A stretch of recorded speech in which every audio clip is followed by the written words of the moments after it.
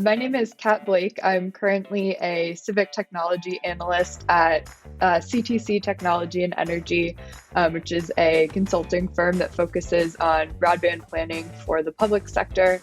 I'm DC based at the moment, but getting ready to become a full-time grad student. I'm an incoming student at NYU's Wagner School of Public Service.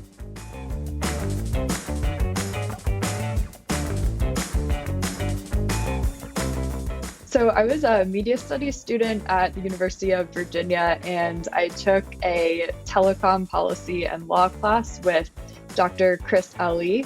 And I had no exposure to telecom policy prior to that class, but Dr. Ali is such an engaging lecturer, and he made the whole topic so interesting, and that was kind of the beginning of things for me. I didn't even realize at that time that a career in broadband policy was possible, but his class certainly got me interested in the issues, and I've had the opportunity to work on them since, and feel lucky to still call Dr. Ali a mentor in the field.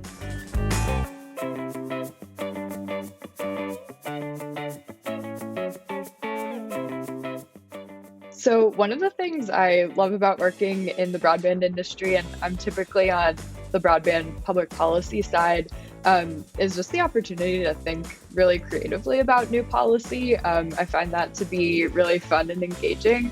But another thing that I really like about working on broadband is that sometimes, it's a little overwhelming with how many different social issues I feel like we should all be putting our energy and time towards. And I would never claim that broadband's a silver bullet for anything, but I do like to think that if we do the broadband stuff right, hopefully that does contribute to solving or at least moving the needle on other issues like education, equity, and workforce development, and even sustainability on a community level.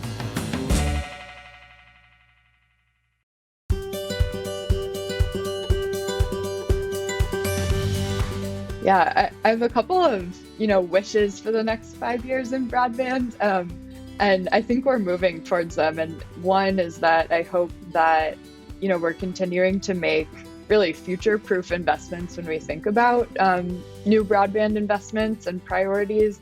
And I hope that, we take the momentum that's come out of this year and we turn that into building solutions that really solve for and anticipate our future needs, as opposed to just solving for the problems of today or of yesterday.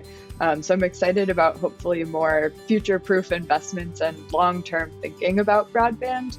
And another goal I have for the industry in the next 5 years is, my hopes are that it also becomes more inclusive. I would love to see us continue to bring in new people into the field and expand and, make sure that we're creating spaces for people of color and Indigenous people, and anyone who wants to be involved in broadband.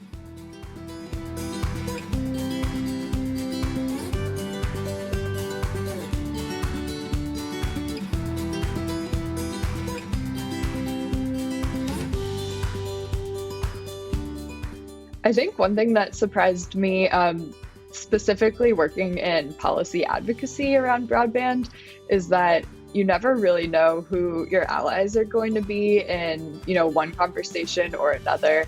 And I think that was a good lesson for me to learn that, an organization or a person or whoever it might be, we might be on opposite sides of one issue, and then they might be sitting next to me at the table for another issue. So that was, I think, a little bit of a surprise for, me first entering the field, but I think it helped me to learn to not take things so personally and to just keep an open mind about who you could be working with, and also to be flexible in thinking and understanding other perspectives.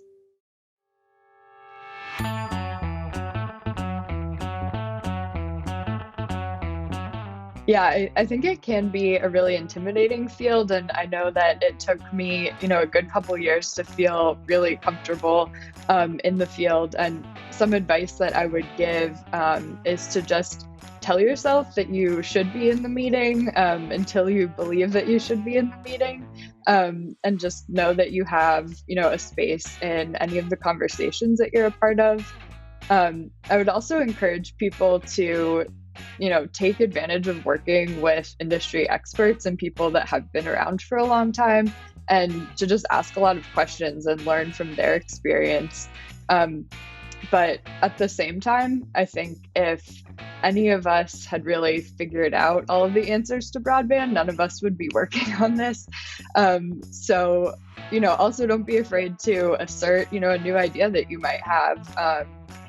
Sometimes we only hold ourselves back by assuming that, an idea that we have has already been thought of, or might be wrong. You never know when it could be a great new idea.